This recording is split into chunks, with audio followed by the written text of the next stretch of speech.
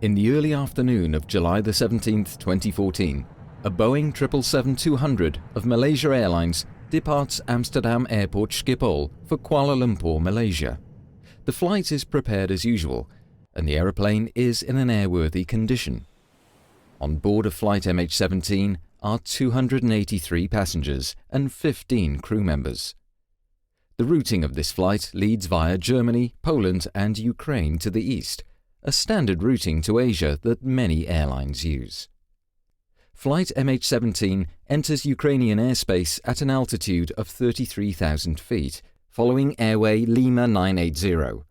The crew diverts a short distance to the north to avoid some thunderstorms when returning to the airway in the eastern part of Ukrainian airspace.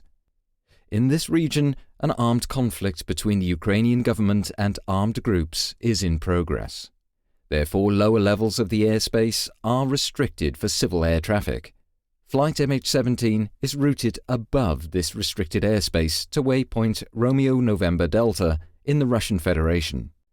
Until that moment, the flight proceeds normally. When flight MH17 is above the eastern part of Ukraine, a Buk surface-to-air missile system fires a missile. It travels almost at 3 times the speed of sound and carries a 9N314M model warhead. Inside it is an explosive core surrounded by 2 mantles containing preformed iron fragments. Radar guides it to its target, where it is detonated by means of a proximity fuse. A Buk surface-to-air missile can reach an altitude of 80,000 feet, exceeding the flight altitude of flight MH17 by far. At 20 minutes and 3 seconds past 1, this warhead explodes to the left and above the cockpit of MH17. About 800 preformed fragments perforate the aeroplane.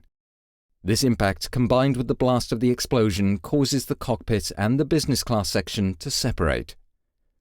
As it descends, the aeroplane disintegrates. This film shows the international investigation into this crash, conducted by the Dutch Safety Board.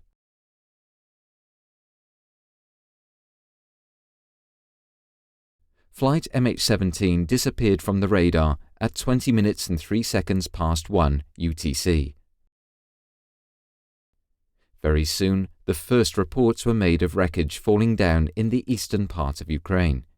In an area of about 50 square kilometers, 6 sites were identified where parts of the aeroplane came down. Wreckage of the cockpit and the forward section of the aeroplane crashed at the sites near Rozipna and Petropavlivka. The aft and tail sections ended up about 8 kilometers eastwards, near the village of Grabov. The middle section of the aircraft was destroyed by an intense fire at the main crash site. None of the 298 occupants survived the crash. The Ukrainian National Investigation Bureau, NBAAI, commenced an investigation the same day. Because of the considerable number of Dutch passengers, the Dutch Safety Board decided to send a team to Ukraine the next morning. They arrived in Kiev on the evening of the 18th. On July 23rd, Ukraine delegated the investigation to the Netherlands, and the NBAAI requested the Dutch Safety Board to conduct the investigation. This investigation was conducted according to the standards and recommended practices of ICAO, the United Nations International Civil Aviation Organization. The investigation consisted of accredited representatives of 7 states and initially started its work from Kiev. Later on, the investigation was continued from The Hague in the Netherlands. Chairman Joustra explains why the Dutch Safety Board conducted this investigation. The investigation established in detail the exact causes of the crash. It presents the facts and speculation is removed. An investigation contributes to aviation safety and will provide clarity to the relatives. Because of the large number of Dutch victims, we naturally wish to contribute to the investigation and to the causes of the crash. When we were asked to conduct the investigation, we were ready to do so. The investigation was made possible thanks, in part, to the efforts and expertise of representatives from the 6 participating countries. They met on several occasions and their input has contributed to the quality of the report. The crash site is located in an armed conflict area and access is very limited. Under escort of the OCSC, Ukrainian and Malaysian investigators and the Australian Federal Police were able to pay brief visits to the crash site the first days after the crash. There, many photographs could be taken. After that, it was not possible for investigators to visit the crash site until late autumn. Sections of the cockpit found on the crash site show damage indicating high-energy objects penetrating the aeroplane from the outside.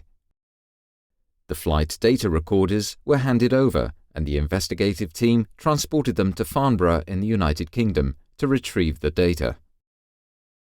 Based on these first findings, the Dutch Safety Board published a preliminary report in September 2014. The first conclusions were: no abnormalities were found regarding the aeroplane or crew. No malfunction of any system or oral warning was recorded. Also, no distress messages were received by air traffic control. Radar data showed that no other aircraft was in such close proximity that a mid-air collision could have occurred. Damage to the forward fuselage indicated penetration by high-energy objects from outside the aeroplane. In the autumn of 2014, the first recovery mission for the wreckage took place. From October onwards, preparations were made to recover those parts of the wreckage that were most important and to transport them to the Netherlands for further investigation. During a 6-day period, starting on the 16th of November, the Dutch Safety Board recovered hundreds of pieces of wreckage. The wreckage was transported to a railway station in Torez, Ukraine. In the spring of 2015, 2 wreckage recovery missions followed. Investigators were able to recover additional wreckage from the sites that could not be investigated before. They also received wreckage that was collected by locals. The first convoy of wreckage arrived in the Netherlands at the Gilse Ryan Air Force Base on the 9th of December 2014. Over the following months, more convoys of wreckage were transported to Gilse Ryan. Upon arrival, all wreckage was sorted, tagged, photographed in front of a green screen, and forensically examined. In a hangar, pieces of the aeroplane were laid out for investigation. All wreckage pieces were examined for failure mechanisms, damage patterns, and traces of external objects that could have hit the aeroplane. The investigation of the wreckage led to further evidence of a surface-to-air missile being the cause of the crash of flight MH17. A number of other scenarios, such as internal explosions, gunfire, or air-to-air missiles, were excluded. Based on the photographs of the wreckage, a 2-dimensional reconstruction was made to identify the position of wreckage on the aeroplane's grid. The major fractures were determined on the basis of the wreckage, the photo reconstruction, as well as the location where each part was found. At Gilse Ryan Air Force Base, the Dutch Safety Board made a 3-dimensional reconstruction of the forward section of the aeroplane. First, a frame matching the model of a Boeing 777-200 was built. Over a period of 3 months, the cockpit and the forward part of the business class were reconstructed. The parts were moved to their exact position and fixed in place. This reconstruction was made to validate and visualize the results of the investigation. It shows the overall picture and places various parts and damages in their context. Looking at the reconstruction, the impact pattern made by the high-energy objects is clearly visible. The reconstruction also demonstrates the effects of the impact and shows the marks where the cockpit was torn from the rest of the fuselage. The high-energy objects that perforated the aeroplane were also found in the bodies of 3 crew members seated in the cockpit. The preformed fragments have distinctive shapes, cubic and bow tie shaped, and were made of a ferrous metal. Some fragments had traces of aluminium and glass on them, proving that they had perforated the aeroplane from the outside. The 2 left windows of the cockpit particularly show perforation by preformed fragments. Many traces of explosives were found on pieces of wreckage. Also, certain traces of paint were found that match paint on parts of a missile that were recovered from the crash site and missile fragments found in the cockpit and the left wing. The retrieved fragments and traces of paint point to a missile carrying a specific type of warhead and launched by a Buk surface-to-air missile system. During the investigation, a number of computer simulations were conducted. These support the surface-to-air missile scenario. The detonation of a 9N314M model warhead was simulated to calculate a point of detonation as well as the damage that could be expected. The warhead exploded on a location in space less than 1 cubic meter to the left of and above the cockpit, spraying its fragments in a characteristic radial circular pattern originating from the missile. These patterns match the damage found on the reconstructed forward section of the fuselage. Further proof of the detonation position was found in the last milliseconds of the cockpit voice recorder. This contained recordings of 3 crew microphones and an overhead microphone in the cockpit on separate channels. During the final milliseconds, these microphones recorded a sound peak. Based on the difference in timing of the recordings of the sound peak on these 4 microphones, a direction could be calculated. Based on the investigation into the detonation of the warhead and the characteristics of both the Boeing 777 and the Buk surface-to-air missile, its possible flight paths were simulated. The calculated area from which the missile was launched measures about 320 square kilometers and is situated in the eastern part of Ukraine. Further forensic research is required to determine the launch location. Such work falls outside the mandate of the Dutch Safety Board. The investigation demonstrated that the aeroplane flew at an altitude of 33,000 feet, which is to say 10.1 kilometers. No abnormalities regarding the aeroplane or crew were found. The flight proceeded normally, and no malfunctions of any system or oral warnings were recorded. Also, no distress messages were received by air traffic control. Both flight recorders stopped abruptly at 13:20:03, and from that time, the flight crew of MH17 did not respond to air traffic control messages. Flight MH17 disappeared from the radar. The aeroplane was perforated by hundreds of high-energy objects shaped like cubes and bow ties. Many fragments were found in the bodies of the crew seated in the cockpit. Some of them had a bow tie or cubic shape. The left side of the cockpit area shows a characteristic damage pattern. Traces of explosives were found in the wreckage and on the missile fragments found. Paint on fragments found inside the wreckage matches paint on the recovered missile parts. The point of detonation was determined by the spray pattern on the cockpit and by simulations, and was confirmed by the recorded sound peak. The impact and blast resulted in the aeroplane's disintegration. The wreckage of the aeroplane was distributed over 6 different sites, consistent with the way the aeroplane broke up in the air.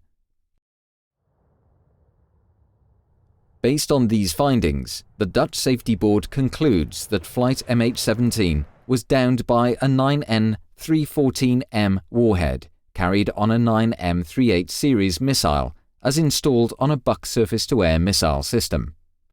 Other scenarios were investigated and excluded. No other scenario can explain this combination of factors. The findings are conclusive and support each other based on multiple sources. To that end, we have been able to draw well-supported conclusions about the flight and the causes of the crash. The investigation of the wreckage has demonstrated that the aircraft was perforated at high speed by fragments coming from a specific location to the left and above the cockpit. There were indications of this early in the investigation, but the wreckage turned out to be important for verifying and further substantiating those indications. Immediately after the crash of MH17, the question rose how it was possible that a scheduled commercial airliner flew over an area that was known to be a conflict zone. The armed conflict in Ukraine progressively expanded to the air, and several military aircraft had been shot down in the previous weeks. According to Ukrainian authorities, 2 of these aircraft were hit by more powerful weapons that reached higher than before, but none of the parties involved made any connection between the military developments and the possible risks posed to civil aviation. On June 6, 2014, a Notice to Airmen, or NOTAM, was issued by Ukraine to restrict the airspace over the eastern part of Ukraine up to flight level 260. This was done to protect military aircraft from ground attacks and to let them fly at a higher level. On July 14th, the restriction was raised to flight level 320. Airlines assumed that the unrestricted airspace above this level was safe. Most commercial airlines continued their flights over the region. On July the 17th, until the airspace was closed, 160 commercial flights passed through this area. 3 other airliners were in close proximity of MH17 when it disappeared from the radar screens. All over the world there are areas where an armed conflict takes place while the airspace above those areas remain unrestricted. The risk resulting from flying over conflict areas is paid insufficient attention to by operators, authorities and aviation organizations all over the world. This needs to change. Ukraine had sufficient information to close the airspace to civil aviation prior to July 17.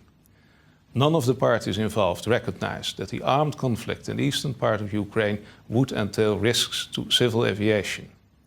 Passengers should be able to trust the airline to have done everything possible to operate the flight safely. States should ensure that airspace will be closed if it's unsafe to civil aviation. In order to achieve that, information pertaining to risks and threats must be shared by countries and operators. When a civil aeroplane like Flight MH17 crashes, an international investigation on a large scale is set up and conducted according to international rules and standards. During the investigation into the crash of MH17, the investigators paid multiple visits to different states around the world, not only to the crash site and to participating investigating parties, but also to Malaysia Airlines headquarters, Boeing, and the ICAO meeting about the risks of flight routes over conflict areas. International investigators also visited the Netherlands to work at the Hague office or at the Gilserijen Air Force Base. The Dutch Safety Board organized 3 meetings with the international investigation team. This is in accordance with ICAO procedures. These meetings concerned the investigation into the cause of the crash. The wreckage was examined, and the progress and findings of the investigation were discussed. Another meeting focused on the decision-making process pertaining to flight routes above conflict zones. After consulting the accredited representatives of the participating states, the Dutch Safety Board came to the final report, the most important findings.